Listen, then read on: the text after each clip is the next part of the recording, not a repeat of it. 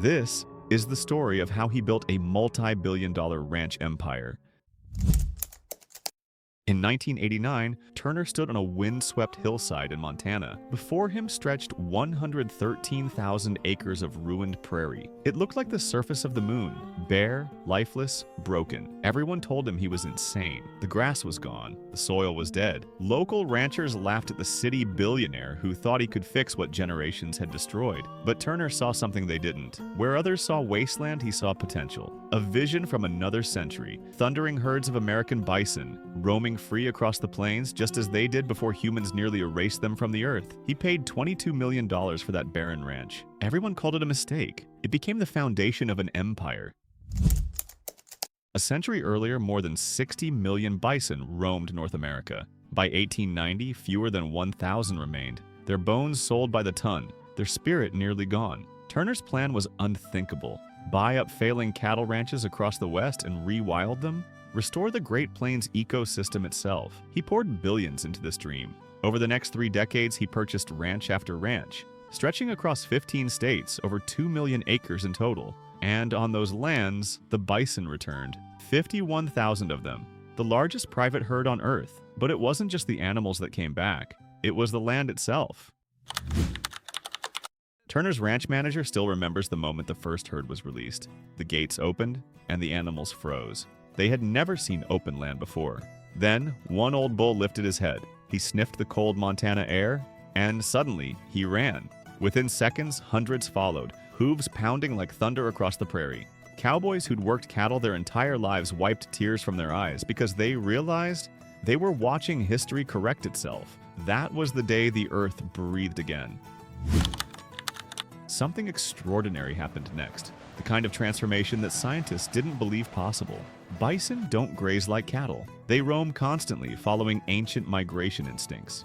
Their hooves churn the soil. Their wallows create tiny wetlands where insects, frogs, and plants returned. So did the rest of the ecosystem. Prairie dogs, burrowing owls, falcons, foxes, species that hadn't been seen for generations came back on their own. It wasn't just conservation, it was resurrection.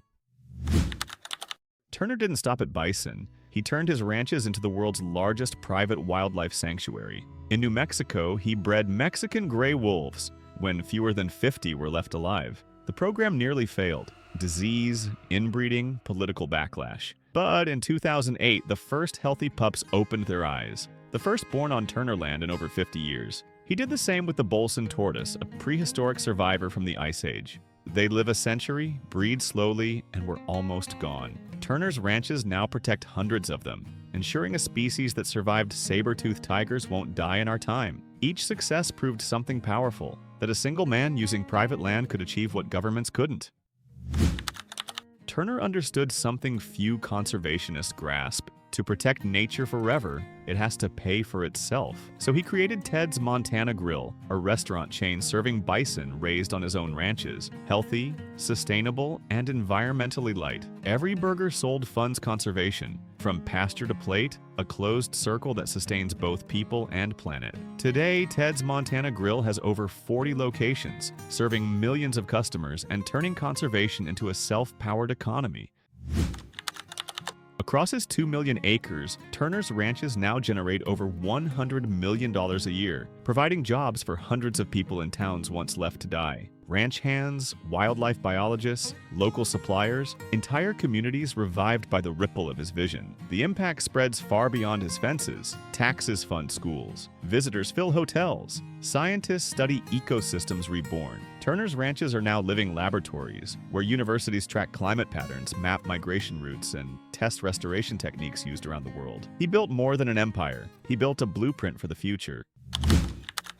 As the grasslands flourished, predators returned on their own. Coyotes, bears, mountain lions, even wolves. Most ranchers would have driven them off. Turner welcomed them, because an ecosystem without predators isn't alive, it's half awake. Today, his lands host some of the healthiest predator populations in the American West. A complete, functioning web of life, proving that nature, when trusted, heals itself.